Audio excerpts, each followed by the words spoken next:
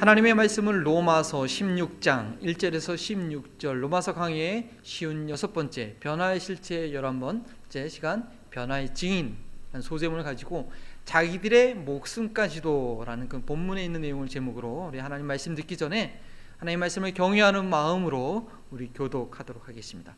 16장 1절을 제가 먼저 읽습니다. 내가 갱그리아 교회의 일꾼으로 있는 우리 자매 베베를 너희에게 추천하노니 너희는 주 안에서 성도들의 합당한 예절로 그를 영접하고 무엇이든지 그에게 소용되는 바를 도와줄지니 이는 그가 여러 사람과 나의 보호자가 되었습니다. 너희는 그리스도 예수 안에서 나의 동역자들인 브리스가와 아굴라에게 문안하라. 그들은 내 목숨을 위하여 자기들의 목까지도 내어놓았나니 나뿐 아니라 이방인의 모든 교회도 그들에게 감사하느니라. 또 저희 집에 있는 교회에도 문안하라. 내가 사랑하는 에베네도에게 문안하라. 그는 아시아에서 그리스도께 처음 맺은 열매니라. 너희를 위하여 많이 수고한 마리아에게 문안하라. 내 친척이요 나와 함께 갇혔던 안드로니고와 유니아에게 문안하라. 그들은 사도들에게 존중이 여겨지고 또한 나보다 먼저 그리스도 안에 있는 자라. 또 주 안에서 사랑하는 안발라에게 문안하라. 그리스도 안에서 우리의 동역자인 우르바노와 나의 사랑하는 스다고에게 문안하라. 그리스도 안에서 인정함을 받은 아발레에게 문안하라. 아리스토블루의 권수에게 문안하라. 내 친척 헤로디온에게 문안하라. 나기스의 가족 중 주 안에 있는 자들에게 문안하라. 주 안에서 수고한 드루베나와 드루보시에게 문안하라. 주 안에서 많이 수고하여 사랑하는 버시에게 문안하라. 주 안에서 택하심을 입은 루포와 그의 어머니에게 문안하라. 그의 어머니는 곧 내 어머니이니라. 아순그리도와 블레곤과 허메와 바르드오바와 허마와 및 그들과 함께 있는 형제들에게 문안하라. 빌로로고와 율리아와 또 네레우와 그의 자매와 롬름바와 그들과 함께 있는 모든 성도에게 문안하라. 너희가 거룩하게 입맞춤으로 서로 문안하라. 그리스도의 모든 교회가 다 너희에게 문안하느니라. 아멘. 이는 살아계신 하나님의 말씀입니다. 2020년 1월에 시작한 로마서의 여정이 이제 이번 주를 이후에 이제 3주가 남습니다. 팬데믹을 지나면서 저희가 7월을 회개와 회복의 달로 보냈고요. 그리고 로마서 본문을 좀 더 자세히 살펴보느냐고 1년 안에 마치지 못하고 이렇게 한 3개월의 시간을 더 저희가 사용하게 되었습니다. 복음, 변화의 능력이라는 주제로 우리 로마서 강의 설교로 진행되고 이제 거의 끝나가고 있는데 이 팬데믹 국면도 백신의 능력으로 곧 끝났으면 좋겠습니다. 물론 하나님의 도움이 있어야 가능한 일입니다. 노스캐롤라이나는 지금 백신 5단계 접종 중에서 65세 이상 분들이 맞는 그런 2단계가 8월 초 정도로 완료될 것으로 보입니다. 여름이 지나가기 전에 우리 한마음 운동 가족들이 모두 백신을 접종해서 함께 예배드리는 그런 감격이 아마 대단할 것입니다. 그동안 각 가정에서 드렸다가 이제 함께 모여서 예배할 때, 지금 최근에 현장에서 2가정 정도, 3가정 정도 오고 계시는데 함께 예배드리니까 그것도 너무 좋더라고요. 특별히 온통 사방이 막힌 듯한 이런 팬데믹 기간 중에 변화의 능력이 되는 복음을 로마서를 통해서 배우게 된 것이 더 큰 의미가 있었기를 소망합니다. 로마서를 배운 후에는 나의 이런 모습은 절대 바뀌지 않을 거야. 다른 사람은 몰라도 그 사람만은 절대 안 바뀌어 라고 더 이상 생각하시는 분들이 이제는 없으시기를 바랍니다. 그렇게 생각하는 것은 온 우주와 천한 만물을 창조하신 하나님께서 자신의 독생자를 희생하신 그 사랑이 얼마나 놀라운 것인지 모르는 것입니다. 아니면 알고 믿는다고 하면서도 그렇게 생각하는 것은 하나님의 사랑과 능력을 모독하는 것이죠. 차라리 복음을 난 잘 모른다고 로마서를 배웠지만 설교가 이해가 되지 않아서 성경 공부에 참여하지 않아서 잘 모르겠다고 말하는 것이 낫습니다. 사도 바울이 하나님의 계시를 받아 성령님의 감동으로 기록한 이 편지는 결코 허황된 이야기가 아니었습니다. 주의 제자들과 바울이 전한 복음이 사람들을 변화시킨다는 것을 오늘 본문에 있는 많은 이들의 이름이 증거하고 있는 것입니다. 바울이 자랑스럽게 내세우는 이런 27명의 변화의 증인들이 오늘 본문에 있었고요, 또 16장 마지막 부분에도 추가적으로 8명의 이름이 더 나옵니다. 이 이름들은 복음이 모든 차별을 없애고 당시 사회의 문화를 변혁했다는 것도 보여주기도 합니다.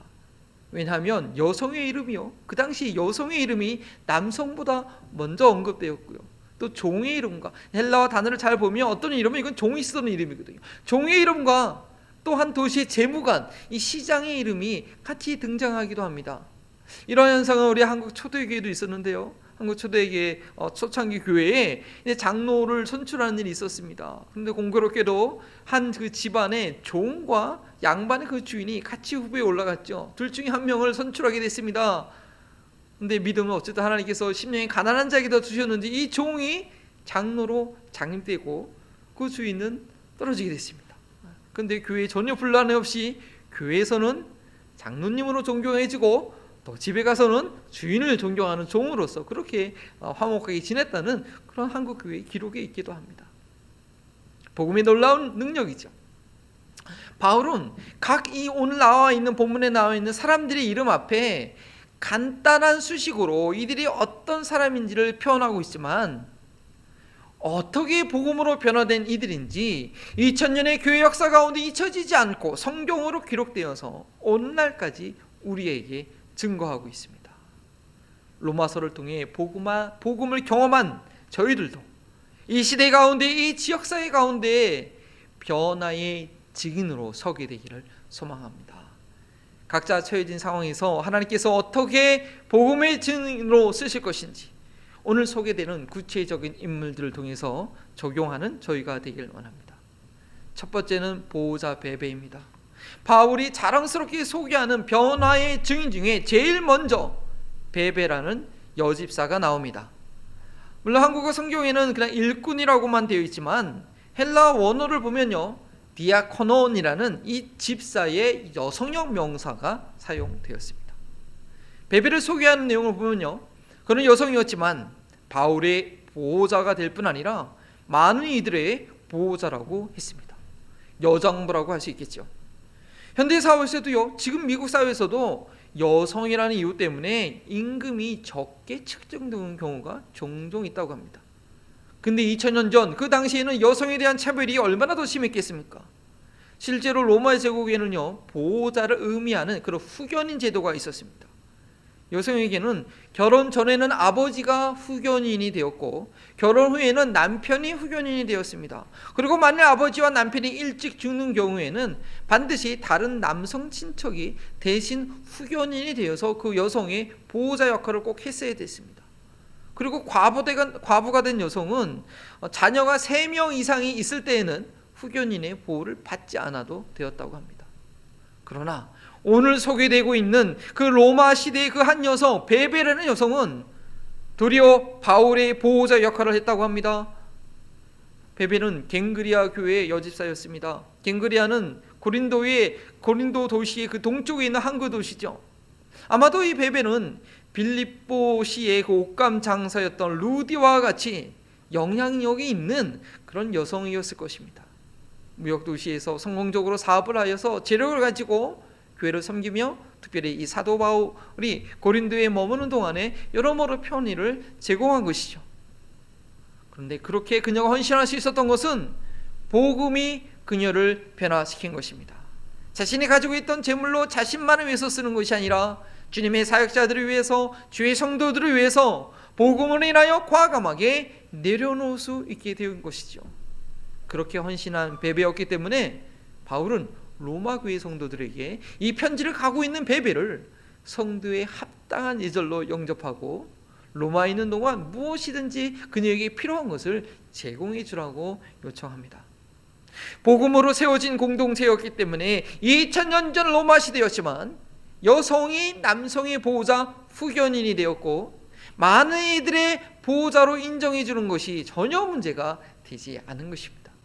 유대인이나 헬라인이나 종이나 자유자나 남자나 여자나 그리스도 안에 있을 때는 차별이 있을 수 없는 것이고, 갈라디아서 3장 28절 말씀이죠. 또한 고린도전서 11장 11절 말씀은 그리스도 안에서 여성과 남성이 서로 의존적인 존재라고 말씀하고 있습니다. 그러나 침례교회에서는 여성 목사와 여성 안수 집사를 세우지 않지요. 이것에 대해서 좀 제가 보충 설명을 드리기 원합니다. 물론 이것은 교단마다 성경 해석의 차이가 있는데 침례교회의 이해를 설명드리는 것입니다. 디모데전서 2장 12절과 14절의 말씀에 근거하는 것입니다. 교회 직분자를 세우는 기준을 말하기 전에 바로 전에 나와 있는 그런 말씀이죠. 하나님께서 여성과 남성을 다른 방법으로 창조하셨죠. 그뿐만 아니라 시간적인 순서가 있습니다. 남성을 먼저 창조하셨고 그 다음에 여성을 창조하셨는데, 공교롭게도 유혹은 여성이 먼저 받아서 빠지게 되었습니다. 그것을 근거로 해서 사도 바울은 여성이 남성을 다스리는 것은 합당하지 못하다라고 말씀하고 있는 것입니다. 모두가 죄인이고 모두가 그리스도 안에서 의인이 되었는데 어떤 차별이 있을 수 있겠습니까? 차별이 없습니다. 그러나 단지 남성의 역할과 여성의 역할을 구분한 것입니다. 공동체의 조화를 위해서 각자의 위치를 지키도록 한 것이죠. 이것은 가정 안에서 배우자끼리 서로에게 어떻게 대해야 되는지, 각자의 그 역할과 마땅히 대해야 될 태도가 다른 것과 마찬가지입니다. 남성에게 요구되는 것은 죽도록 자기 목숨을 내서 아내에게 사랑하는 걸 요구하고요, 아내에게 요구하는 것은 남편을 존중하고 순종하는 것을 요구하지 않습니까? 남편에게 요구하는 것과 아내에게 요구하는 것이 다른 것입니다. 뿐만 아니라 고린도전서 11장 3절에는요 권위의 순서를 말하고 있습니다. 그리고 13장과 14절 말씀은 하나님께서 창조하신 그 본성에 근거하여 설명을 합니다. 너의 본성이 너에게 가르치지 않느냐. 만약 남자에게 긴 머리가 있으면 자기에게 부끄러움이 된다는 것이죠. 따라서 한 공동체 안에서, 한 가정 안에서 다스리는 역할은 남편이 감당해 주는 것이 물이 위에서 아래로 흐르는 것처럼 그것이 자연스럽다는 것입니다. 오른손잡이가 오른손을 쓰는 것이 편하고 왼손잡이가 왼손 쓰는 것이 편한 것처럼 말입니다. 따라서 침례교회 2000년 메시지에 보면 교회 공동체 안에서 다스림의 역할을 해야 하는 목사직은 남성에게 한정하고 있습니다. 그러나 집사 직분에 대해서는 남자와 여자를 제한을 두지 않습니다. 단지 한인 침례교회에서는 남성만 안수 집사로 세웁니다. 이것은 안수 집사의 그 기능 때문에 그런 것 같습니다. 그 본래 집사의 취집, 집사라는 직분은 그 옛날에 그 단어 그대로 집안의 모든 굳은 일을 이렇게 맡기는 그 일을 하는 것이 바로 집사가 아닙니까? 그런데 그 집사의 취지보다는 안수하에서 지속적으로 그 역할을 세움으로써 교회 안에서 평신도 지도자로서 다스리는 역할을 기대하는 가운데 있기 때문에 안수하에 세우는 안수 집사는 남성에게 제한한 것으로 보입니다. 그 안수 집사가 교회 안에서 어떤 리더십의 역할을 감당해야 하기 때문이죠. 그러나 오늘 본문 로마서 16장에 변화의 첫 증인으로서 남성이 아니라 여성을 내세우기에 조금도 주저하지 않습니다. 공동체를 다스리는 역할이 아니라 주님께 충성된 일꾼으로 본이 될 만한 인물을 추천함에 있어서는 남성과 여성이 차별이 있을 수 없는 것이죠. 바울이 고린도에서 이 편지를 써서 로마로 보내야 되는데요, 배를 타고 또 걸어서 무려 600마일을 가야 하는 그 거리입니다. 여기서 아탈란타, 그렇죠? 아탈란타에 있는 영상원까지 여러분들 걸어간다고 생각해 보십시오. 절대 쉬운 길이 아니죠. 그리고 이 로마서 이 편지가 얼마나 중요한 편지입니까? 만약 이것이 중간에 분실되거나 제대로 전달되지 못했다고 한다면 이 거대한 로마 제국의 변화를 기대할 수 없고, 오늘날 저희들이 이렇게 웅장하고도 대단한 교리의 기독교를 이해하지 못했을 것입니다. 그런데 이 편지를 전달하는 역할을 여성인 베베에게 맡긴 것입니다. 더구나 집을 떠나 장기간 먼 거리를 하는 여행이었기 때문에 그 상황적으로 볼 때 이 베베는 싱글 여성이었을 것입니다. 그러나 베베는 누구보다도 바울이 믿을 만한 신실한 일꾼, 교회의 모든 업무를 맡길 수 있는 그런 여집사였습니다. 바울은 고린도 지역에서 그 누구보다도 그 어떤 용감한 남성보다도 바로 여성 베베를 선택하여 하나님의 계신 이 편지를 보낸 것입니다. 이렇듯 복음은 여성이라는 당시 사회적 차별을 또한 신체적인 한계를 뛰어넘게 하는 능력이 있는 것입니다. 미 바이든 정부의 캐비넷 이 장관 중에서 데브라 할랜드라는 분이 계십니다. Secretary of the Interior, 내무부 장관인데요. 바로 이분은 미국 최초로 네이티브 인디언 중에서, 네이티브 아메리칸 중에서 장관이 된 것입니다. 이 인디언들은요, 미국 사회에서 늘 피해자죠. 그리고 소외된 기층으로 취급되었는데 이 원주민이 장관이 되었다는 것은 정말 역사적인 일이죠. 여러분들 원주민들 그 보호구역 한번 가보셨습니까? 정말 살 곳이 안 됩니다. 물론 미국 정부에서 여러 가지 보상을 하고 있지만 그들이 모든 땅을 잊어버리고 저더러 정말 그 난민들도 살기 어려운 그런 곳에서, 척박한 곳에서 그 안에서만 그렇게 살고 있었는데 그 중에서 미국의 장관이 세워진 것이죠. 오늘날에도 하나님께서는 교회와 사회에 베베와 같은 복음의 증인들을 일으키실 것입니다. 제약으로 이끌어진 그런 사회 구조 가운데 모든 편견과 장애를 뛰어넘을 수 있는 것은 오직 복음이라는 것을 알려주시기 위해서입니다. 그런 척박한 환경 가운데 성장한 한 어린아이를, 가난한 한 여성을, 기력 없는 노인을, 병약한 자를 복음으로 인하여 변화된 증인으로 사용하시는 것입니다. 고린도전서 1장 27절 말씀이죠. 약한 자를 들어 쓰시는 것이 하나님 나라의 원리고 하나님의 능력입니다. 그런데 스스로 나는 부하다, 강하다 생각한다면 우리 능력이 하나님께 쓰임받을 기회는 없게 되는 것입니다. 나 자신을 생각할 때 남들도 나를 볼 때 참 볼 것 없다, 기대할 거 없다 라고 생각이 되지만, 그렇기 때문에 더욱 하나님을 의지하고 복음의 능력을 기대한다면 베베처럼 복음의 증인으로 영원토록 기억되게 될 것입니다. 훗날 저희 한마음을 교회가 이 지역의 역사적인 교회로, 마음 있는 미전도 종족을 입양한 교회로, 하나님 나라의 영적인 교회로 리스트업 될 때 과연 어떤 분의 이름이 제일 먼저 거론될지 여러분들 궁금하지 않습니까? 두 번째로, 사도 바울이 변화의 증인으로 소개한 인물은 부부가 동역자로 헌신한 그런 가정입니다. 이 부부에 대한 내용은 사도행전에 기록되어 있고요, 로마서뿐 아니라 고린도전서와 디모데 후서에도 등장합니다. 이들은 천막 만드는 일을 했습니다. 그런데 사도 바울도 천막을 만들면서 선교 사역을 했기 때문에 고린도에서 이들이 만나서 함께 살면서 하나님 나라의 복음 사역에 동역하게 됩니다. 그런데 사도행전에 처음에 소개될 때에는요, 이 부부가 소개될 때는 아굴라라는 남편의 이름이 먼저 나오고 부부를 쓰길라는 아내의 이름은 뒤에 나옵니다. 그런데 바울과 동역을 한 이후에는 성경에 등장할 때마다 주로 아내의 이름이 브르스길라가 먼저 등장합니다.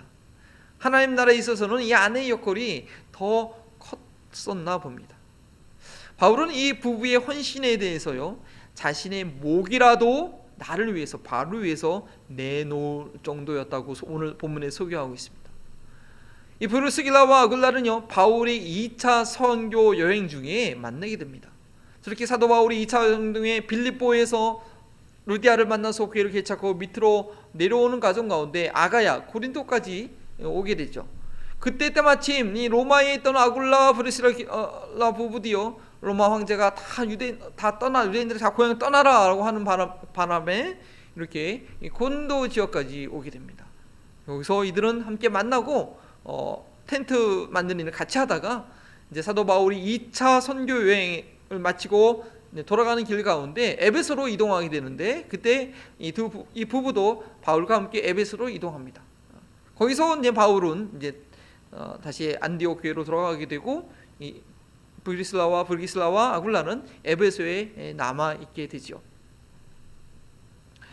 바울이 이렇게 2차 선교여행을 마치고 다시 이제 3차 선교여행할 때 다시 이 에베소로 오게 되는데, 이때 다시 브리실라와 아굴라를 만나서 바울에게 큰 힘이 되었다고 저희는 볼 수 있습니다. 바울은 이 3차, 2차 전도 여행 때는 주로 고린도 지역에 오랫동안 머물면서 교회를 성장시키지 않았습니까? 근데 3차 때는 주로 이제 에베소에서 사역하게 되는데, 에베소에서 놀라운 부흥이 일어나게 됩니다. 근데 그만큼 또 바울이 목숨의 위협을 당하는 어려움이 있었죠. 무슨 일이었느냐? 사도행전 19장에 보니까 아담의 여신상을 만들어서 이익을 보던 사람들이 이 바울의 복음 전파를 통해서 많은 사람들이 그 더 이상 우상을 섬기지 않고, 그러니까 자기들의 이제 이익이 이제 떨어진 거죠. 그러니까 막 분을 내면서 화가 나가지고 그냥 이 바울을 가만두면 안 된다 해서 막 온통 모든 사람들이 원형 경기장에 모여가지고 막 수천 명이 모여가지고 막 소리를 지르면서 엄청난 시위와 소동을 일으킨 일이 있습니다. 비록 사도행전에 어떤 디테일한 기록은 없지만, 그래서 오늘 본문 말씀에 목이라도 내어주었다라는 것은 바로 이 상황을 말하는 것으로 이해가 되는 것입니다. 2차 여행 때 에베소에 머물렀던 이 브리스라와 아굴라가 안정적으로 그곳에서 정착해서 가정교회로 섬기고 있었을 때 이 바울을 피신시켜 돌보아 주었던 것이죠. 브리스길라와 아굴라는요, 이 바울의 사역이 소중함을 잘 알고 있었습니다. 자신들은 비록 지금 죽더라도 바울은 이방인의 사도로서 그를 통하여 이 선교사에게 복음이 땅끝까지 모든 이방인들에게 증거되는 그 사역이 너무나 중요하다는 것을 알고 있었기 때문에 자신들의 목숨을 걸고 그 성난 군중, 에베소의 그 성난 군중들의 그 위협을 온몸으로 막아내면서 바울을 지켰던 것입니다. 그래서 바울뿐 아니라 이방의 모든 교회들이 이 부부의 헌신에 감사하다고 말하고 있습니다. 무엇이 이들로 하여금 목숨까지 내놓고 동역자를 위하도록 했을까요? 물론 복음입니다. 복음이 이들 부부를 변화시켰고 변화의 두 번째 증인으로 소개되고 있습니다. 하나님의 사랑을 아는 자는 형제를 위해서 목숨을 버리는 것이 마땅하다고 요한 1서 3장 16절에 증거하고 있지 않습니까? 복음의 핵심은 하나님의 사랑입니다. 하나님의 사랑을 아는 자는 두려울 것이 없습니다. 죽음조차 두렵지 않고 그 죽음을 무릅쓰고 가장 귀한 가치를 위해서 그의 삶을 불태웁니다. 복음으로 변화된 사람은 자기 자신보다 남을 더 소중히 여깁니다. 아니, 자신의 목숨을 다해서 다른 사람들을 참 소중히 여깁니다. 다른 사람들을 섬기는 데 있어서 자신이 희생한 것을 대수롭지 않게 여깁니다. 별거 아닌 것을 여기죠. 마가복음 10장 45절에 복음의 핵심인 예수님께서 그렇게 사셨기 때문입니다. 인자가 온 것은 섬김을 받으려 함이 아니라 도리어 섬기려 하고 자기의 목숨을 많은 사람의 대속물로 주려 함이라. 이러한 헌신에 두 부부가 마음을 같이 했습니다. 그리고 이것이 참으로 소중한 것입니다. 한국에서요, 골수를 기증하겠다고 서약서를 쓸 때 보호자나 이 배우자의 동의가 있어야 했던 것으로 제가 기억이 납니다. 제가 결혼 전에 헌혈을 하면서 골수도 기증하겠다고 그렇게 신청을 했는데, 시간이 한참 지난 후에 결혼 후에 어느 날 골수가 필요한 환자가 있고 저희 골수가 가능성이 있다는 그런 연락이 왔습니다. 그러면서 그들이 전화를 물어보는 것이 배우자의 동의가 필요하다고 그렇게 얘기하더군요. 골수를 채취하기 위해서 전신을 마취하는 과정이 있어서 그런 듯합니다. 최종적으로는 잘 맞지 않아서 제가 이식은 못 해드렸지만 그때 아내의 동의가 필요하다는 말에 내 생명이 나만의 문제가 아니구나라는 생각이 스쳐 지나갔습니다. 브루스길라와 아굴라, 이들은 자신의 목숨이 아니라 자기들의 목숨, 아내와 남편의 이 모든 목숨을 내어주기에 주저하지 않은 것입니다. 이 두 부부가 한 마음이 되어서 온전히 주를 위해 헌신한 것이죠. 나는 되지만 당신은 자녀들 때문에 살아남아 있어야 돼, 아니면 당신 없이는 난 못 살아, 당신 죽으면 안 돼, 그러지 않았다는 것입니다. 부부가 한 마음이 되어서 주를 섬긴다는 거, 이거 참 큰 복입니다. 저희는 그것을 위해서 기도해야 됩니다. 어쩌면 그것이 진정한 변화의 열매일 것입니다. 믿음의 열매는 가정에서부터 익어야 합니다. 누가 진정으로 믿음이 좋은 자일까요? 남편 팽개쳐놓고 핍박을 견뎌가면서 열심히 교회 일에 헌신하는 그런 여전도 회원이 믿음이 좋은 사람일까요? 아내가 시험에 들던 말던, 마음이 아프고 몸이 힘들던 말던 그저 교회 일에만 몰두하는 그런 남편이 믿음이 좋은 사람일까요? 에베소서 5장 22절에서 29절 남편과 아내의 관계를 설명한 그 말씀을 자세히 보면 정말 순종하기 힘든 남편에게 순종할 수 있는 아내가 그리스도께 순종할 수 있는 그리스도인이 되는 것을 저희가 보게 됩니다.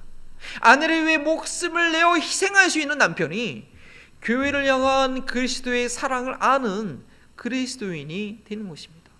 그리스도께 대한 순종과 교회에 대한 사랑이 깊어지면 깊어질수록 남편에게 순종할 수 있게 되고 아내를 희생적으로 사랑하게 됩니다. 제가 텍사스에 있을 때 신학교 기숙사 생활을 하면서 가까이 지내던 그런 유학생 부부가 있었습니다. 이 부부는요, 근데요, 참 성격이 비슷한 것 같았습니다. 제가 보기에는요. 아니면 어쩌면 사모님이 이 남편 목사님의 행동에 대해서 포기를 했든지 다 이해를 하는지 별로 목사님의 모든 행동에 대해서 제지를 별로 안 하는 것 같아요. 그래서 이제 이 목사님, 남편은 목사님인데 사모님을 참으로 끔찍하게 여기는 것을 보게 됩니다. 그러나 이 두 분이 성격이 똑같아서 그런 것인지 뭔지 몰라도요, 무슨 일을 결정할 때 제가 보기에는 참 대책이 없어 보이는 거예요. 아니 저렇게 살다가 앞으로 어떻게 하나, 참 이 공연이 옆에서 보기에 걱정이 되었습니다. 저희 부부는 좀 다른 점이 많아서 티격태격 싸우기는 자주 해도 이 서로를 좀 보완해 주면서 나름대로 대책을 가지고 살아간다고 자부했었는데 은근히 그 목사님 부부를 보면서 걱정이 되었던 거죠. 근데 하루는 꿈속에서 주님께서 저한테 말씀하는 것 같았습니다. 대책이 없어도 부부가 사이좋게 지내는 것이 너희 부부가 대책을 세운다고 서로 싸우는 것보다 훨씬 낫다. 그리고 꿈속에서 갑자기 저한테 이게 말씀해 주는 것 같았어요. 물론 그냥 꿈이긴 했지만 제가 그때 그 이후로 제 교만한 생각을 내려놓았습니다.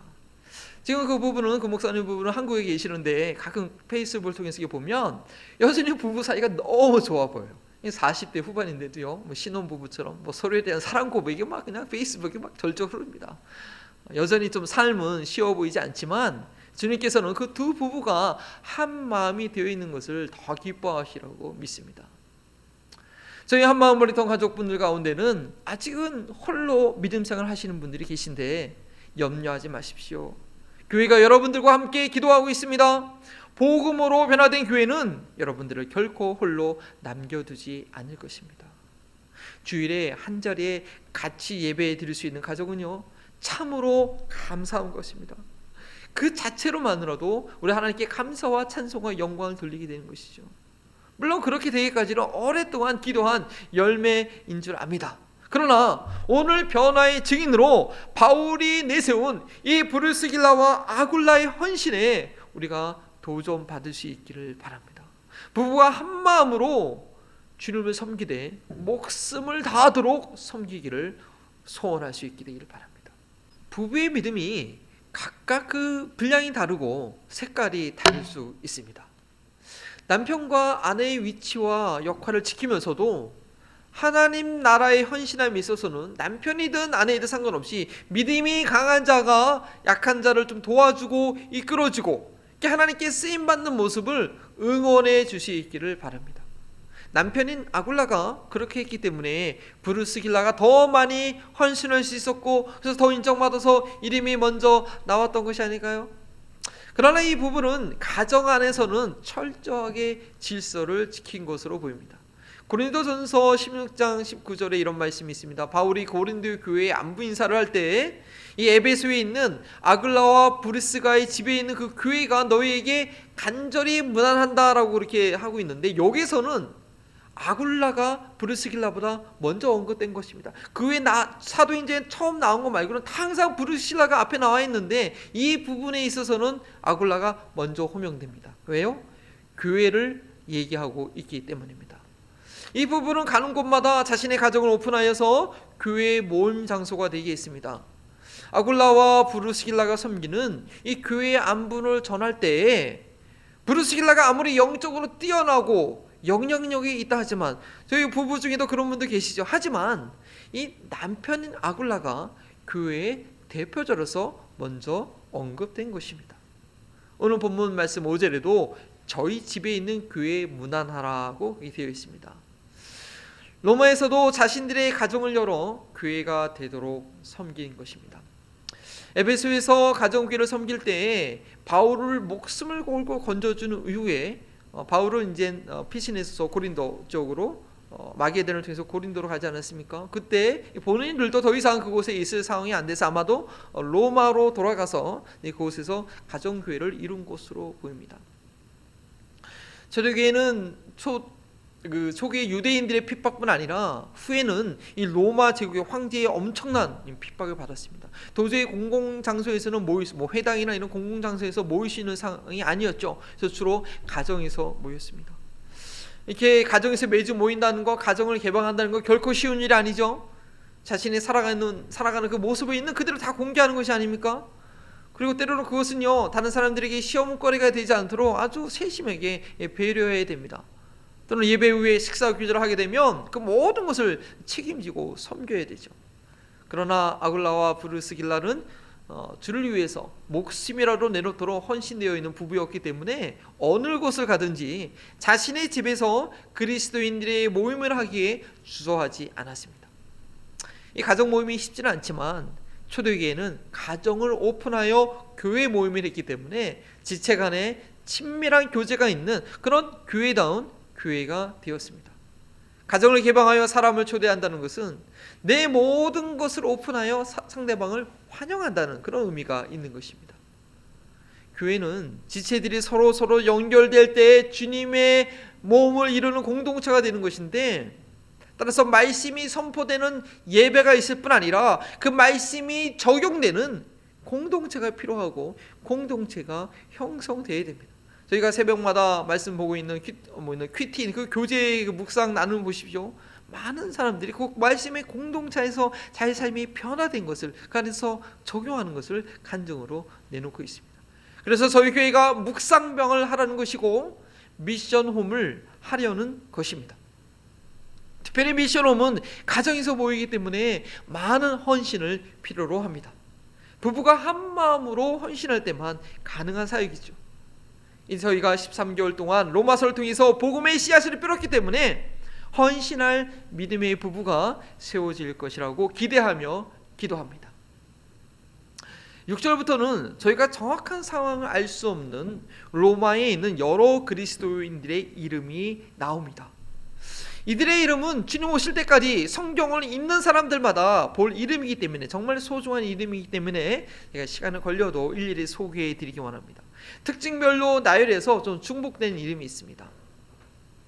처음에 이름을 보면요, 아시아에서 처음 익은 열매 에베네도, 수고한 이들 마리아 드루베나 두르보사 벗이 바울과 함께 갇혔고 사도들에게 존중의 여김을 받은 이들 안드로니고와 유니아, 사랑하는 이들 암블리아와 스다와 버시와 에베네도, 동역자 우르바노, 인정을 받은 자 아벨레와 아리스토블로 건소, 또 내 친척 헤르디온과 드로니고와 유니아, 주 안에 있는 자 나기수의 가족들, 택함을 받은 자 루포와 그의 어머니, 형제들 아순그리도, 블레곤, 험에, 바드로마, 허마, 빌로로고, 네레오, 올름바, 마지막으로 자매들 율리아, 또 네레오의 자매.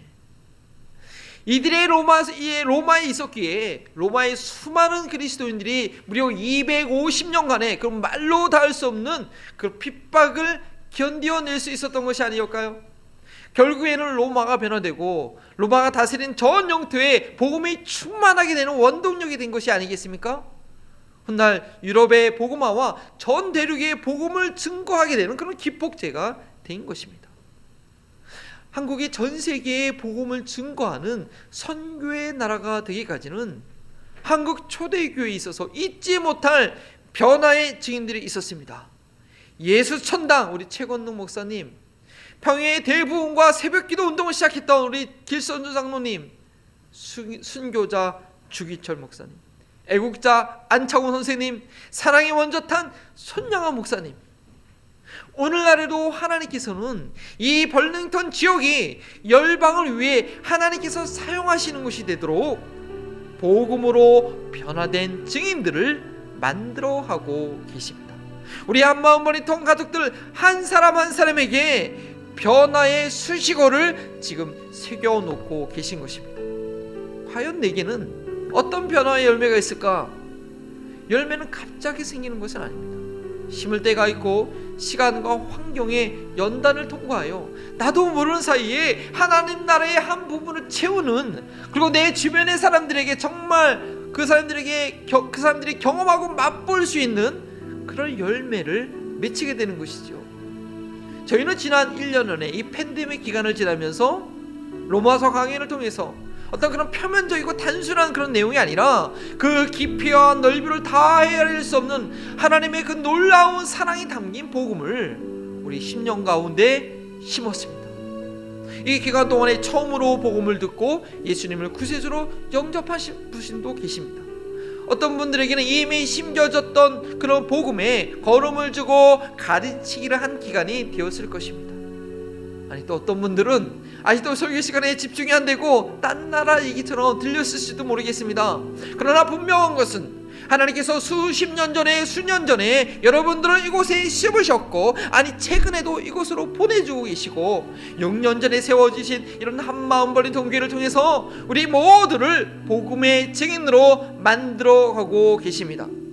한마음 벌린 동교회가 이곳에서 복음을 전하고 있는 이상 변화의 증거는 계속 나타날 것입니다. 복음이 무엇이라고요? 변화의 능력이 되기 때문입니다. 하나님께서 나를 이곳에 심으신 것은 변화의 증인이 되기 위해서, 그리고 또 다른 영혼에게 열매의 증거가 되기 위함입니다. 우리 이 진리를 믿고 소망하면서 함께 찬양 드리기 원합니다. 또 하나의 열매를 바라시며 감사해요. 깨닫지 못했었는데 내가 얼마나 소중한 존재라는 것, 태초부터 지금까지 하나님의 사랑은 항상 날 향하고 있었다는 것, 고마워요. 그 사랑이 가로쳐준 당신께, 주께서 허락하신 당신께, 그리스도의 사랑이로도 웃어기며 이제 나도 세상에 전하리라. 당신이 사랑받기 위해, 그리고 그 사랑 전하기 위해 주께서 택하시고 이 땅에 심으셨네. 또 하나의 열매를 바라시며 고마워요. 그 사랑이 가르쳐준 당신께, 주께서 허락하신 당신께, 그리스도의 사랑으로도 웃어기며 이제 나도 세상에 전하리라. 당신이 사랑받기 위해, 그리고 그 사랑 전하기 위해 주께서 택하시고 이 땅에 심으셨네. 또 하나의 열매를 바라시며 당신은 사랑받기 위해, 당신이 사랑받기 위해, 그리고 그 사랑 전하기 위해 주께서 택하시고 이 땅에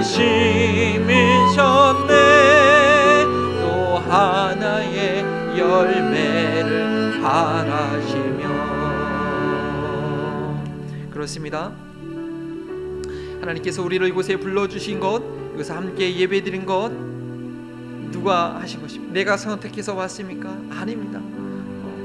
어느 사람들이 정말 이 시간대 주일날 일요일날 편히 쉬고 아니면 더 돈 벌지 뭐 들을 게 있다고 뭐 좋을 게 있다고 이 시간 예배드리고 또 제가 이렇게 하는 그 얘기를 듣고 있겠습니까? 하나님께서 하신 것입니다. 하나님께서 여러분들을 자녀 삼으셨고 이 교회 성도로, 우리 한마음 벌린트 교회 성도로 심으셨기 때문에 오늘 주일날 우리가 함께 예배드린 것입니다. 왜 심으셨다고요? 변화의 지인이 되기 위해서.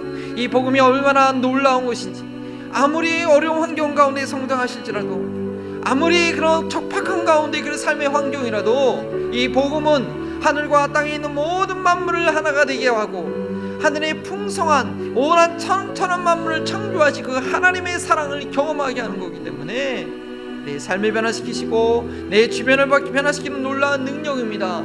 우리 가작한 연약한 우리들을 이 부족한 우리 교회를 그런 하나님의 능력을 보여주시기 위해서, 복음이면 가능하다고, 복음이면 변화될 수 있다는 것을 보여주시기 위해서 이 알라마스 카운티 가운데 저희 교회를 세워주셨고 저와 여러분들을 불러서 이곳 가운데 심어주셨습니다.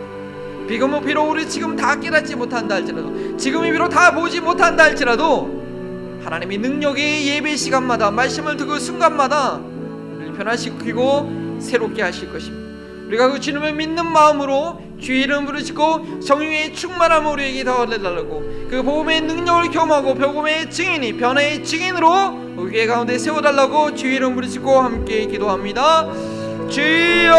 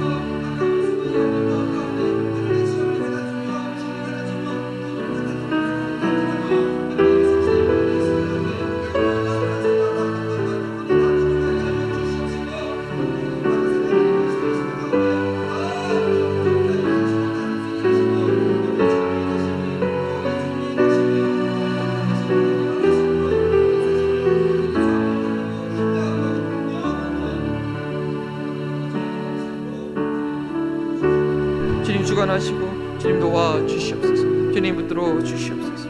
아버지 이끌어 주시옵소서. 주님 감사합니다.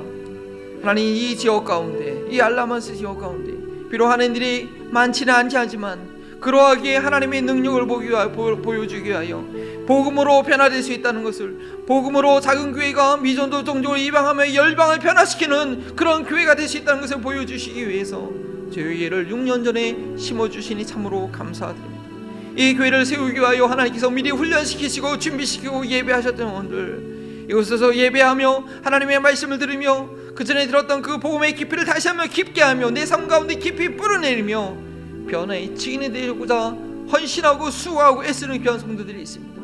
주님 저들의 수고를 위로하여 주시고 주님 기억하여 주셔서 앞으로 이 교회를 통하여, 우리 교회를 통하여 어떻게 나의 삶을 변화시키시며 새롭게 하신가 하나님 기대하게 하시고, 믿음으로 주 앞에 소망할 때, 날마다 믿음으로 소망하며 주 앞에 기도하며 낙심하지 않고 나아갈 때 하늘로부터 채워주는 그 은혜가 우리 심령 가운데 임하게 하옵소서. 또 하나님께서 이곳에 이 교회를 세우심을 인하여서 복음을 하는 일이 복음을 듣게 하시고 이제 서로 예수님을 믿게 하시고 주 앞에 나오게 하시니 감사합니다. 또 세계 각지에서 이곳으로 하나님 귀한 영혼들을, 준비된 믿음의 사람들을 주님 보내주시니 감사합니다. 오직 예수 그리스도만을 머리로 두어서 만물에서 만물을 충만케 하신 그 은혜를 누리는 그런 저희 교회가 될 수 있도록 도와주시고, 그곳에서 주님을 만난 자들마다 그 삶이 온전히 변화되고 복음의 복음의 능력을 증거하는 변화의 증인으로 주님 세워주시옵소서. 참으로 물질이 우리의 마음을 시험케 하고 우리의 마음을 때로 낙심케 하고 기쁘게 하는데, 하나님 이 물질의 주인이, 이 재물의 주인임은 하나님임을 고백하며 이 시간 주 앞에 드립니다. 주님 기쁘게 받아주시옵시고, 이번 한 주간도 올 한 해도 오래 이 물질의 주인이 되시는 하나님만을 의지하여 살아가는 저희들 되게 하시고, 정말 저희 교회가 지혜로운 청지기가 되어서 그리스도의 제자들을 세우며 전 세계의 복음을 증거하도록 이 재물을 잘 사용하시도록 주님 인도하여 주시옵소서. 올 한 해도 주님의 인도하심을 매주마다 경험하는 저희 그런 성도들과 저희 교회가 되게 하옵소서. 감사하며 예수 그리스도의 이름으로 기도합니다. 아멘. 이제는 변화의 주체가 되시는 예수 그리스도의 은혜와 변화의 열매를 기대하며 복음을 스며겨 주신 하나님의 사랑하심과 변화의 능력이 되시는 성령님의 교통하심이 내 이름 앞에, 연약한 나의 영혼의 이름 앞에 변화의 수식어가 생기게 될 것을 기대하는 우리 한마음 블링턴 사랑하는 모든 가족들과 이 지역사회와 팬데믹 기간 가운데도 여전히 주님께 소망을 두고 있는 모든 영혼들 가운데 지금부터 영원토록 함께 하시기를 축원합니다. 아멘.